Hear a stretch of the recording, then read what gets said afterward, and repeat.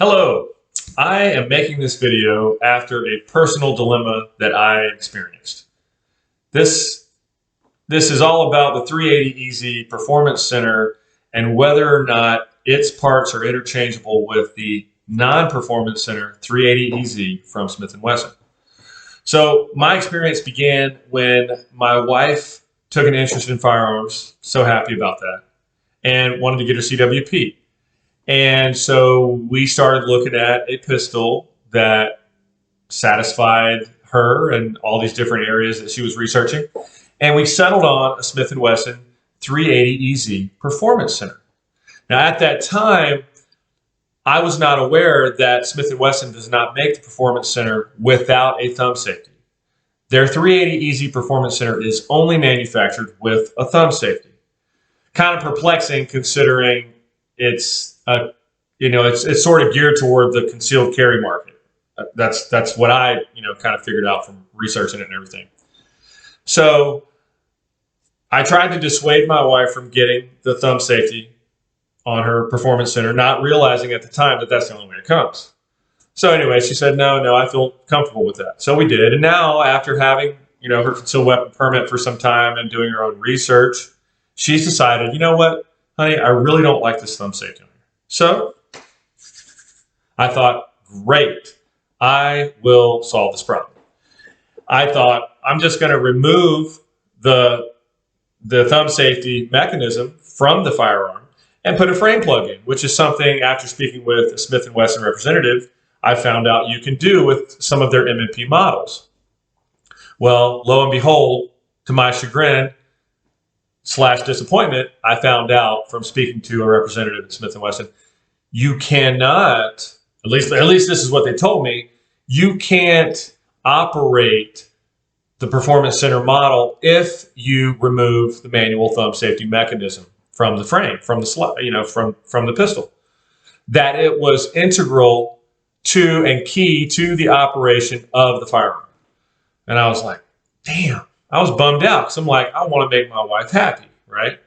And I'm pumped that she is into carrying because she's a beautiful lady and, I want her to be protected.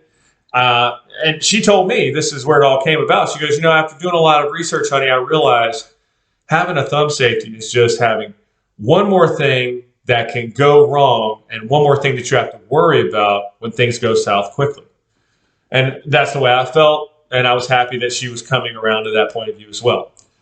So, but I was still bummed out after, finding out Smith & Wesson telling me you can't operate it. It won't work without that. Okay. It's designed to have that in it. There was a little voice in my head going, that's bullshit. Okay. It's bullshit. Something's not quite right. I mean, what are they going to retool the whole factory just to add a safety mechanism in? That doesn't make sense. So, but anyway, I took them at face value and I said, all right, so let me see if I can, reapproach the situation from a different point of view and try to come up with another creative solution. So I do a lot of thinking about it. And I go, you know what? I just wonder, after I found out that their standard 380EZ came with and without a thumb safety. In other words, you could buy a model that didn't have a thumb safety if you got their standard model. So I thought, well, what about part interchangeability here? I mean, why couldn't I buy a standard 380 that does not have a thumb safety and make that with the slide of a Performance Center and just switch over the trigger, the skeletonized trigger, and I'll just show you right here. Switch over the skeletonized trigger and the aluminum grip safety. And of course, you've got the lightning cuts here, you've got the high-vis sights here, you've got the ported barrel here. So what you see, and of course, this is an aftermarket laser, light, laser, the whole little deal there to for my wife, right? I want her to be safe. I want her to be able to have the advantage, tactical advantage. Now, what you see here is a Performance Center 380 without the thumb safety. That is because I did what I just described. I bought a standard 380EZ that did not come with a thumb safety, and I switched the frames, the trigger, and the grip safety out of both models. So I did a little switcheroo. Now, I can tell you that I've done function checks on both of these pistols after having done, and okay, just to show you, you can see some daylight in the magazine well, you can see there's no bullets in the chamber. So I've done a function check on this after the Frankensteining. Here's the reset, click, and it fires. So I've done the function check on this one. All right, done the function check on the other one. Let's just, all right, so we're seeing some daylight in there. I'll take my hand away. No bullets in the chamber. So we'll do a function check on this. Obviously, have to take the, here we go, have to take the manual thumb safety, make sure that's off. Now, if you're a concealed carry guy or gal, you know, if you've ever watched any closed circuit surveillance camera on any of these recorded crimes, those will get you killed, right? You forget to take the thumb safety off and the other person realizes, oh, wow, you tried to kill me. So now I'm going to make sure that I kill you first. So we're going to do a functions check here. All right, so reset. Oh, wait. All right, so click, pull, reset, and click. So functions check on both of these work out. Now, my wife is thrilled, but I will say that because I have not actually gone to the range and fired this, I'm not going to give it to my wife and say you're good to go. Because, I mean, who the hell would do that? So what I'm going to do is suit up in full body armor. No, I'm kidding.